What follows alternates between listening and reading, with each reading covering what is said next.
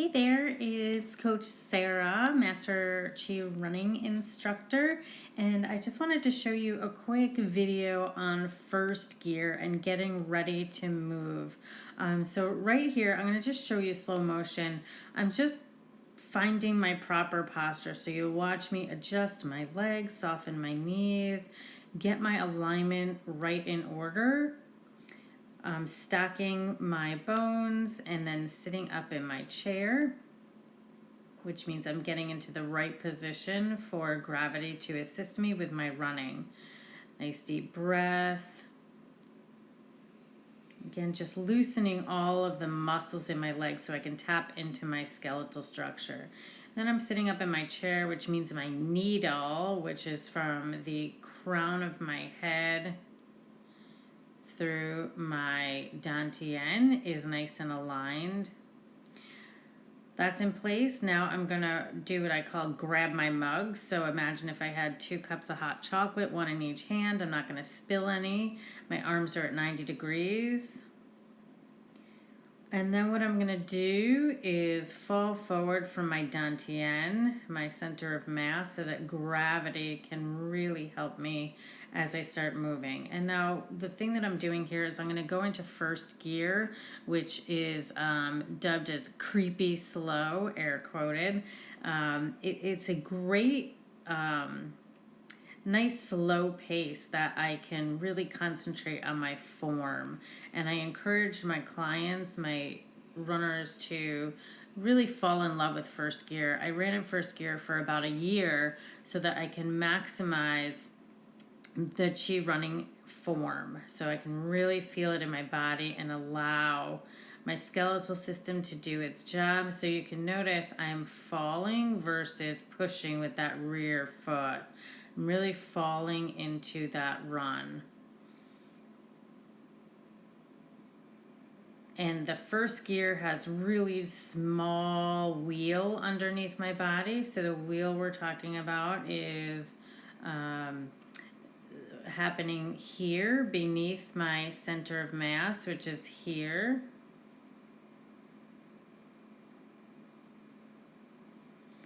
You'll notice I'm maintaining a little bit of knee bend as I'm coming through. One of the questions I'm asked a lot is about the knee bend and ankle lift, especially in first gear, because it doesn't feel like your ankles are floating up much because the circle is so small here. So you'll notice, let me grab yellow, the leg is bent here. The toes are dropping down nice and relaxed. And then as I come through, notice the knee stays down. The knee isn't coming up here. The knee stays down, the ankle bends up. And then there's still some knee bend here. This foot's coming in almost parallel to the ground. And then when I'm landing, it's beneath my center of mass. And then when I'm in my one-legged posture stance, let me get my knees side by side. When I'm in my one-legged posture stance, you'll notice that's a 94-degree angle, and that line is going right through my shoulder, right through the center of my pelvis, right through the center of my ankle. So it's, my dantian is right here. And that's really where I'm moving from, is the dantian, and then keeping what we call the needle. The needle is this part of my body. That's in alignment right here down to the dantian, which is my stability. The upper body is my stability. And again, leading from the dantian here while maintaining my proper posture. And this first gear just really allows me to feel gravity assisting. So if I were to do a little chi circle here, that's going to go through my center, There's my alignment. Everything in this quadrant heading forward, everything in this quadrant heading rearward. And then gravity is going to come in and pull me in this forward motion. And because my upper body is nice and stable, it's going to pull me down the road. Okay, so this is first gear, and you're really able to keep your stride short and underneath your body while you're moving down the road. It became my best friend, and I love it and recommend it to all of my runners so that you can maximize the form, learn how to move in your body with proper alignment and allowing your muscles to take a break and relax. This will help you in your long runs. This will help you in the long run and help you really enjoy the way you feel while you're running.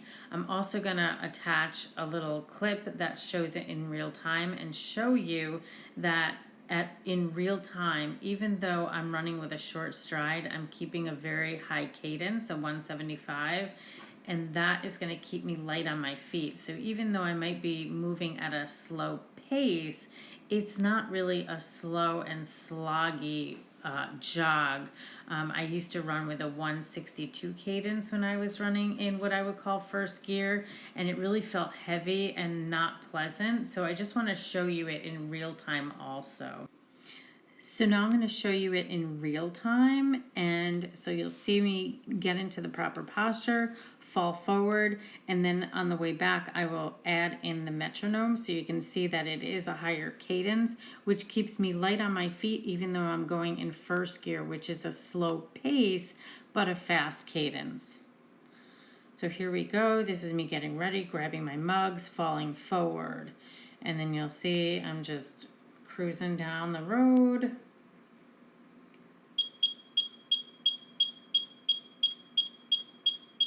And that's a 175 cadence, nice and quick on my feet.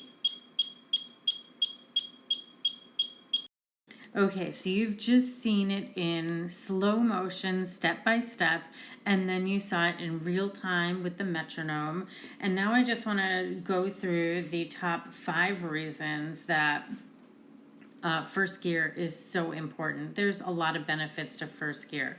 So number 1 is you get to feel the strength of your skeletal system. When you're in alignment, you just feel strong and tall, and that feels great. You're able to engage with gravity. So let me get a little side view here.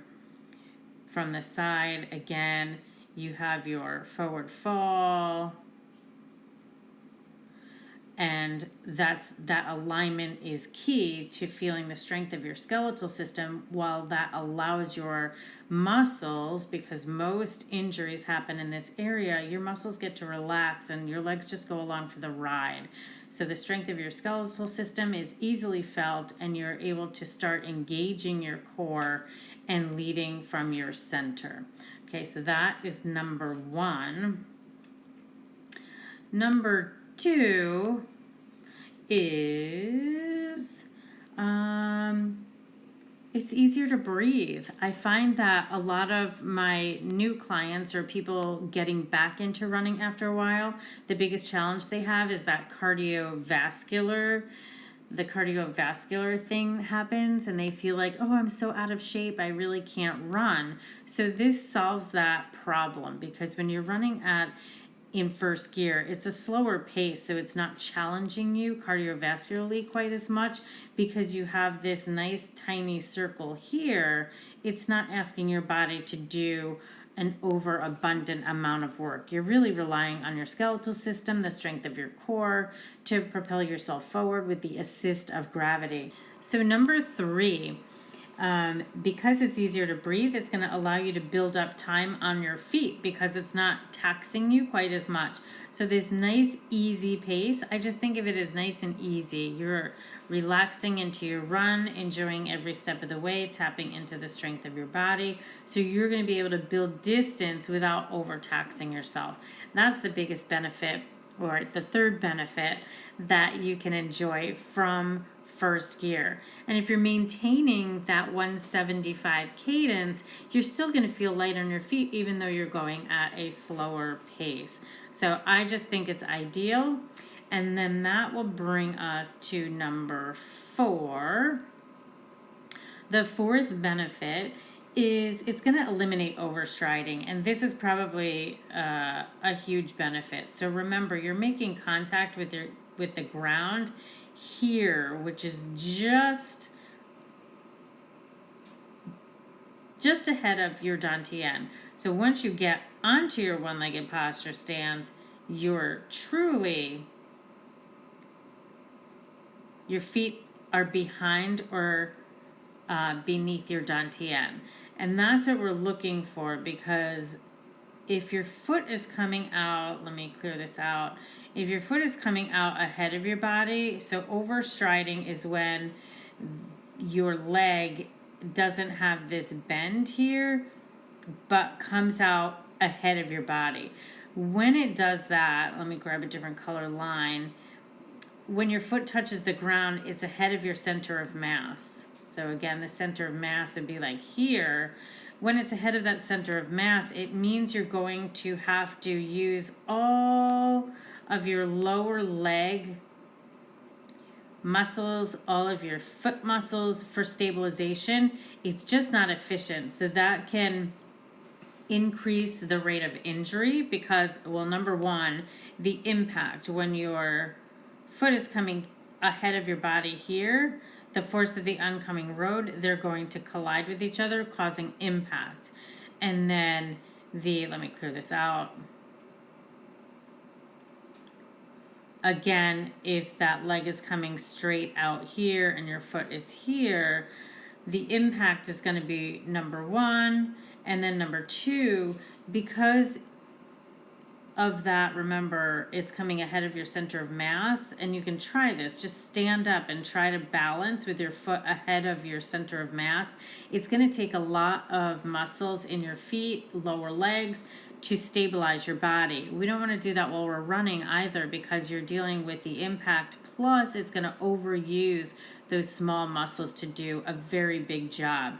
So it's just a lot more efficient to have your foot land closer to beneath your dantian, and then when you are on your one-legged posture stance, it's beneath or below. Whoa! Beneath or below your center of mass. Okay, so again, let me just show you that here.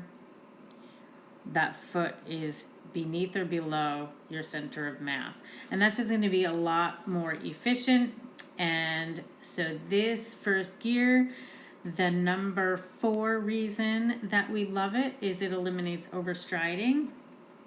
And then the last reason, number 5, is it's just a great place to practice your form. When you can practice your form and do your body scans, I can easily think about my arms, I can easily think about my hands, I can easily think about my ankles, I can easily think about my pelvis, I can easily think about